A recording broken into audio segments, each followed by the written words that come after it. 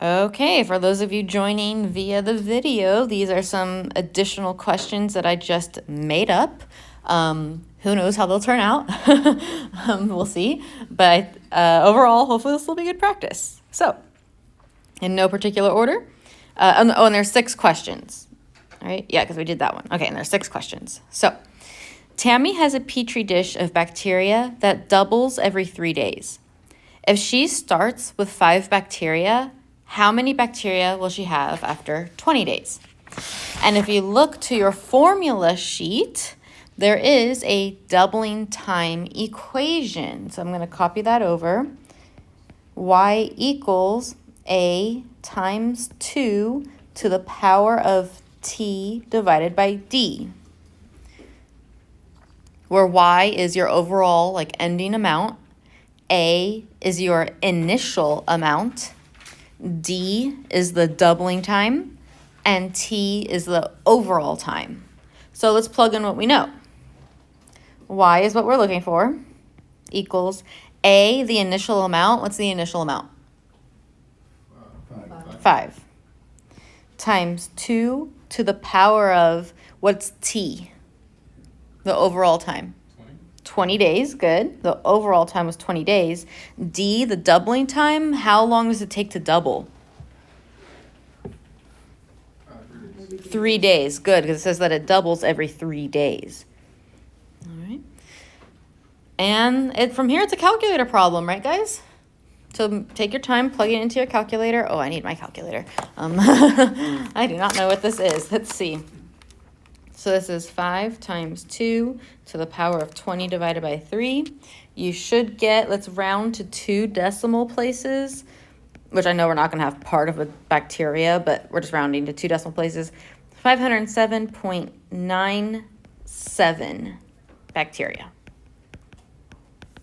Yeah. Any questions? Wait, that's it? Yeah. Oh, okay. Could you repeat? You said A is initial, D is doubling time, T is time. Yeah, so Y is like the end amount. A is the initial amount. D is specifically the doubling time, how much time it takes to double, which in this case in the problem it says it doubles every 3 days. Okay, and then T is the overall time, which in this case we wanted to know after 20 days how many bacteria does she have. Any other questions?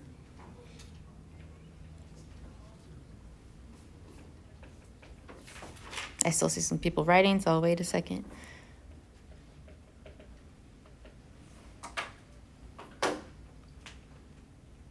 Okay, let's continue.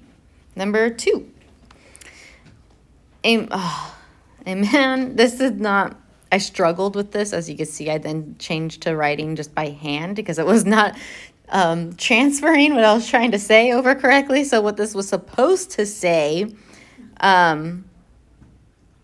what was it supposed to say? I think it is a man throws a ball from the top of the stadium. Yeah, that's what I was trying to say. A man, so ignore that. Pretend that it says a man throws a ball from the top of the baseball stadium. Okay, so that's the situation, y'all. A man throws a ball from the top of a baseball stadium. And then I gave up on it and I started writing normal. Okay, its fall can be modeled by D equals 2.5 T squared minus 30, where D is the distance and T is the time in seconds. If the ball falls 326 meters, how long does it take to hit the ground? So where do I plug in that 3? We know we're using this equation, correct? Now, where do I plug in that 326? So I plug in for D or T? D. And for D, good, because that's the distance that it's falling. So 326 equals 2.5 T squared minus 30. And now I need to solve for what? T. We need to solve for T to find out how long it takes. So we want to get T alone. So getting T alone, we first can add 30 to both sides of the equation. So that way the 30s cancel. 326 plus 30 is 356 equals 2.5 T squared. Yeah? Okay. Continuing to try to get t alone, we can divide both sides by 2.5. So the 2.5s cancel on the right-hand side. 356 divided by 2.5, that's 142.4 equals t squared. And actually, that's exact. I did not round that. Just coincidentally, and it was actually a nice decimal. Then to get t alone, I got to get rid of that power of 2, and we could do so using the square root property, applying this, oops, wrong color. Applying the square root to both sides of the equation. So the square root of 142.4, now let's round to 2 decimal places. That's 11.93 equals t, because on the right-hand side, the square root and the power of 2 cancel. So, and what are the units here? Seconds, good. So it would take the ball 11.93 seconds to fall the 326 meters. Any questions there? No? Okay. Next one. Ooh, okay. Now again, drawing by hand is definitely not perfect. But where I placed these decimals, where I placed these points on the line, they're intended to be like perfect where they would like intersect here. So I'm not expecting any decimals, okay?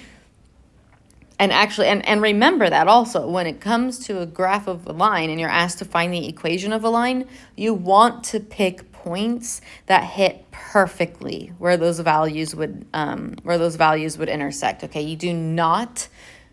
You can't, I don't want you to pick points on the line that would give you some random decimal, okay? Like you want nice whole numbers. Okay, I want you to find the equation of this line. So that means in general, we start off with y equals mx plus b, where there's 2 pieces of information you need to find. You need to find m, the slope, and you need to find b, the y-intercept. To find the slope, we can use the slope formula, which is on your formula sheet. But notice, even looking at your formula sheet, sorry, I stole this from you. Looking at your formula sheet, you need 2 points, okay? You need 2 points to be able to use a slope formula. So let's pick 2 points. What 2 points do you guys want to pick? The left, middle, right? Pick 2 of them. It does not matter which. Which ones do you guys want to work with? Left and right. All right, let's do it. So those are the 2 points I'm going to work with. So that first point is at 2, 1, and the second point is at 4, 5. Because as you guys know, in point form, it's x, y. So the x value comes first, the y value comes second. If you want to, I like to at least label these points. I'm going to call this my x1, y1, and my x2, y2.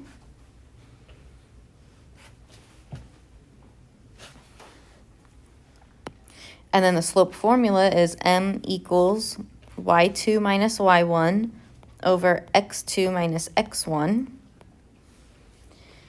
Plugging in our values accordingly, that'll be 5 minus 1 over 4 minus 2. You could do it by hand or using your calculator. This is 4 over 2, which is 2. So awesome, we found one of the 2 things we need.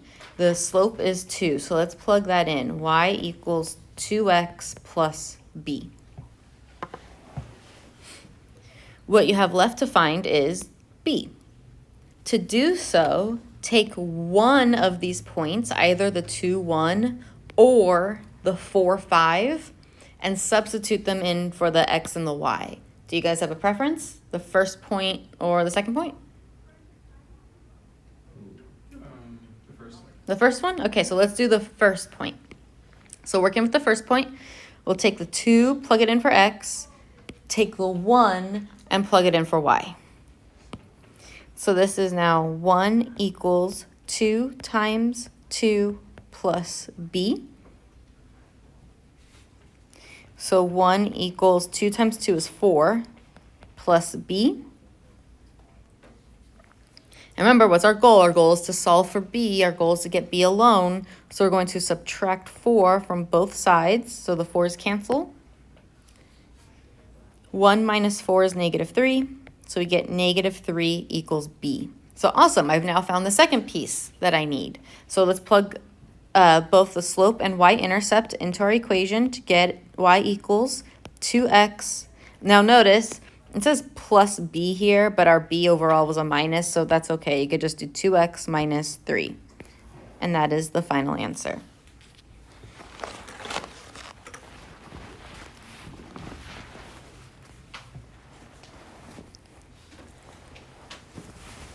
Any questions?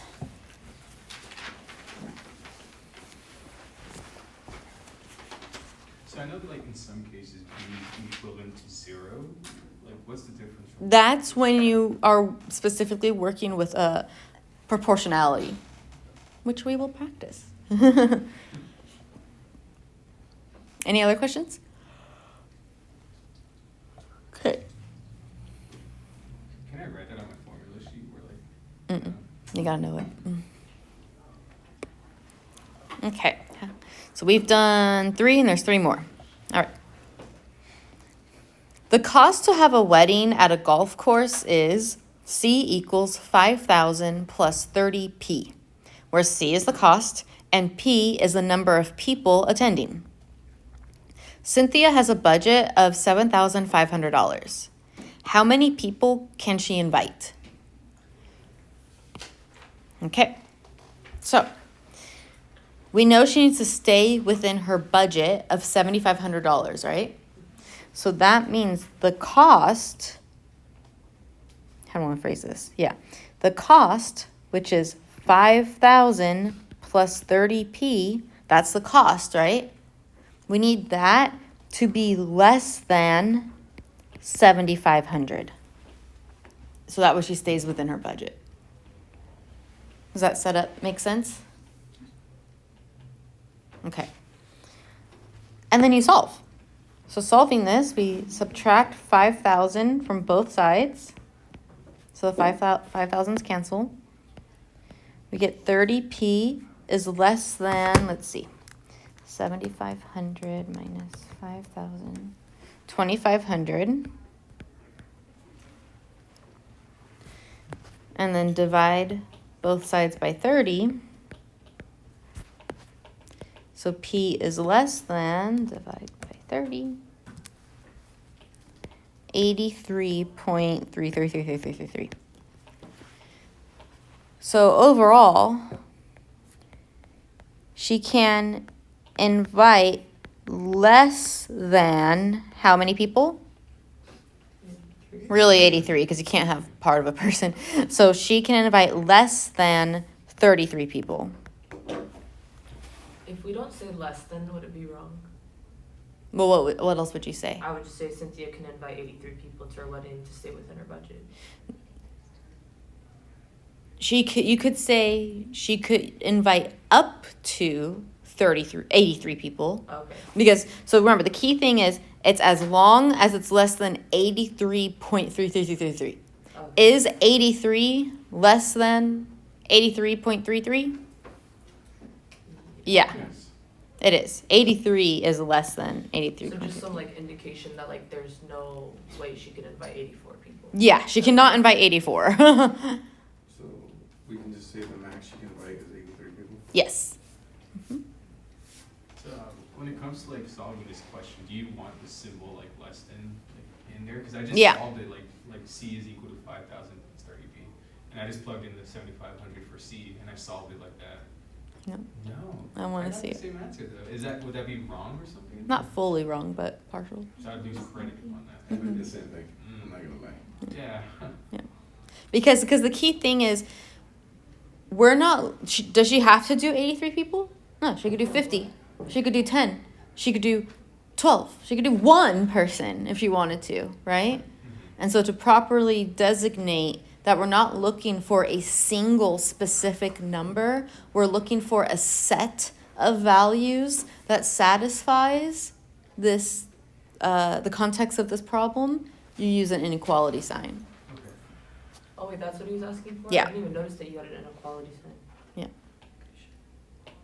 Oh, Good question. Yeah, I was like, what are you talking about? Yeah, because if you use equal is very strict. Equal is like you have to invite this specific number. That's it. Versus an equality sign is a range of values. So if I put it as 7,500, is that less than the other way? Like, cause I flipped the way you wrote it. So you could, let me do it in another color. You could have also done, to start, let me do it down here. You could have also done 7,500 is greater than 5,000 plus 30p. You could have done it that way also. Okay, yeah. Yeah. And you would get the same answer.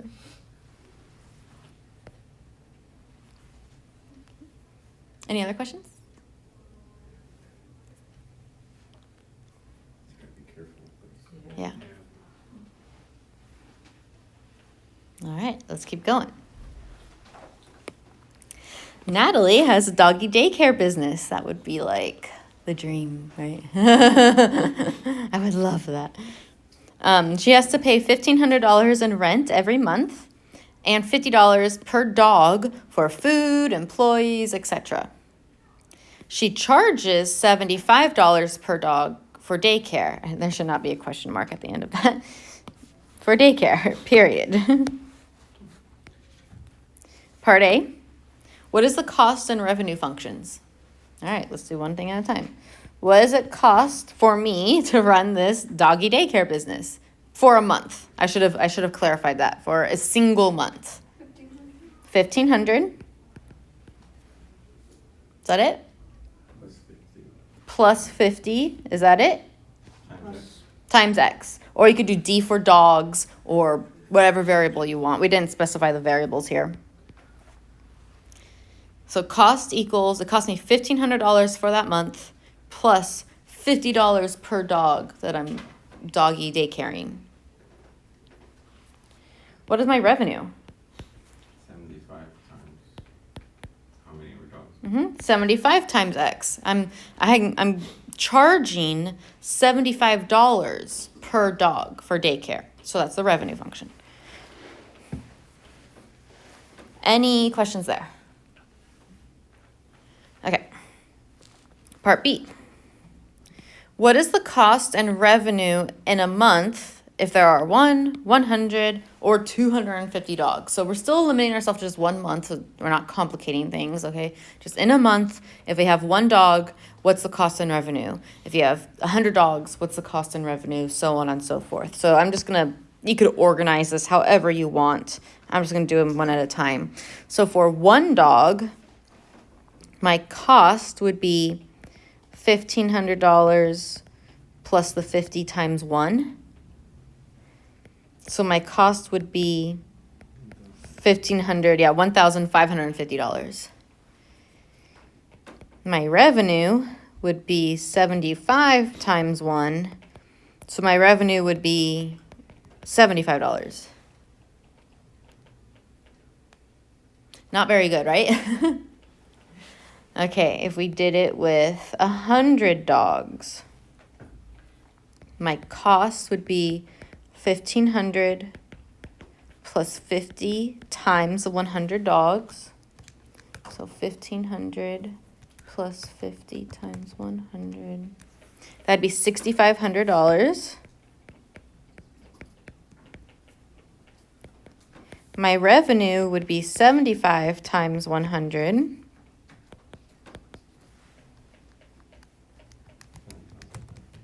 Which would be $7,500. And I'm running out of room. Maybe I could squeeze this in.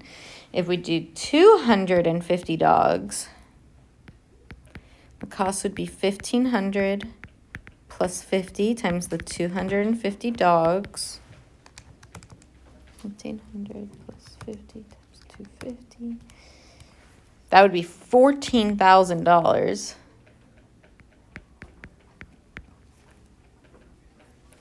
My revenue for doing 250 dogs in a month, that's 75 times 250, would be 18,750 dogs.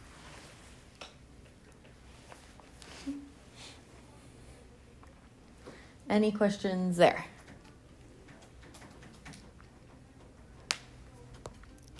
Part C, how many dogs are needed in a month to break even? So what does that mean to break even when what happens? I believe it's on your formula Revenue sheet. equals cost. Yeah, when revenue equals cost or cost equals revenue. Really, the order doesn't matter. But I'll just put in parentheses. Revenue equals cost or cost equals revenue. But the key thing is that you set your cost equation and your revenue equation equal to each other, right? Because that's when they break even, when your cost equals your revenue. You don't gain money, you don't lose money. So 75x equals 1,500 plus 50x. Or again, you could have swapped it. You could have done 1,500 plus 50x equals 75x. The order does not matter there. Subtract 50x from both sides to get x on the left-hand side. That'll be 25x equals 1,500. Divide both sides by 25. That way the 25s cancel. We get x equals, let's see, 1,500 divided by 25 is 60. So 60 dogs are needed to break even. So if I doggy sit 60 dogs in a month, I break even. I don't gain money, I don't lose money. If I do less than 60, then I'm losing money. If I do more than 60, then I'm making money. Of course, I could then go further into saying, like, okay, well, I could be making money, but how much is it to where it's actually livable, right? Because, like, for instance, here, when I did 100 dogs, the cost was $6,500, revenue was $7,500, so the revenue was over by 1,000. But for a month, $1,000 is not like a living wage, you know. So Plus taxes, plus all that. yeah, plus taxes. Ugh.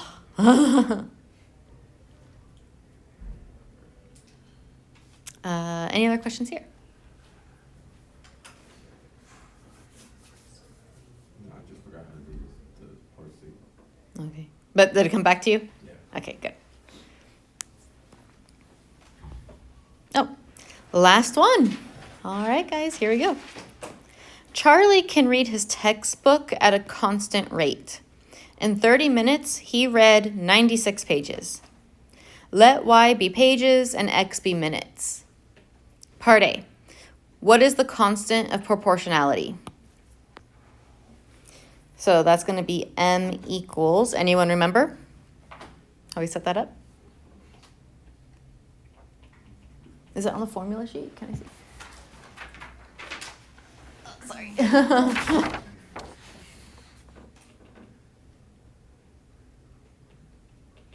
It is not on the formula sheet. So what is it?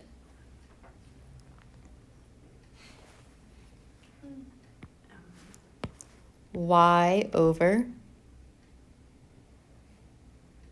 Y over. What do you think? What variable? X. X. Yeah. If you guys want to include that on your formula sheet, that is okay. If you want to write constant of proportionality, m equals y divided by x, that is okay. All right, what's y? What do we substitute in for y? 96. 96, because it says let y be the pages, and we were told 96 pages. What's x? 30. 30, because it says let x be minutes, and we were told 30 minutes. So 96 divided by 30 is 3.2. I didn't say on here to interpret it, but let's go ahead and interpret it as well. So this means that Charlie, what? What's Charlie doing? Reading. Reads at what rate? What's the rate? 3.2.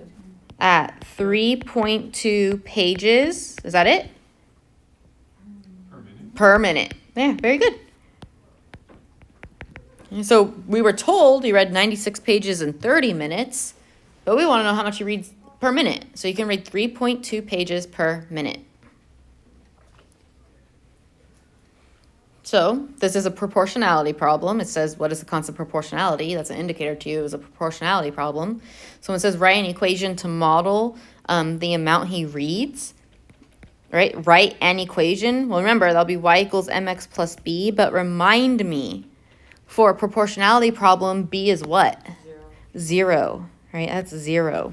So really you just have y equals mx, where m is what we just found in part A. So we have y equals 3.2x. How come we wouldn't plug in 96 as y? Say again? How come we wouldn't plug in 96 as y? Oh, okay. So that 96 and for y and 30 for x, that was just that specific instance. We know that Charlie read 96 pages in 30 minutes. Which is like, okay, whoop-de-doo, what if I want to find out for any other amount of time, right? That's what the whole point of this is, because even though I know this, I can now answer for 5 minutes of reading, for 10 minutes of reading, for 162 minutes of reading. I can tell you how many pages he will read. Yeah, good question. Any other questions so far? Okay, which leads us to the next part. How many pages can he read in 150 minutes? So where do I plug in that 150? Do I plug it in for X or for Y? Why? No, for X. For X. Because remember, we were told, let X be minutes, right? X is minutes. Oh, yeah. So 150 minutes goes in for X. So Y equals 3.2 times 150. Oops. Which is 480. So in 150 minutes, we could expect him to read 480 pages. The funny thing is, so Charlie is my husband's name, and he does not read. He tries, but he falls asleep like 2 minutes into reading. Okay. Lastly, how long does it take him to read 10 pages? So where do I put that 10 in? Do I put it in for X or for Y? For Y. For Y, because we're given 10 pages, and Y represents the pages. And it's asking us, how long does it take him? That's X that we're solving for. So 10 equals 3.2x. We can divide both sides by 3.2, so those cancel. 10 divided by 3.2. The decimal isn't that bad, so let's just include it all. 3.125 equals x. So it would take him 3.125 minutes to read 10 pages.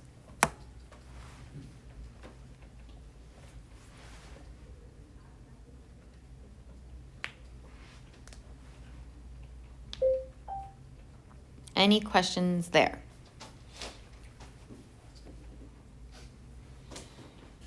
And I believe, yeah, that's it. I'm going to stop recording.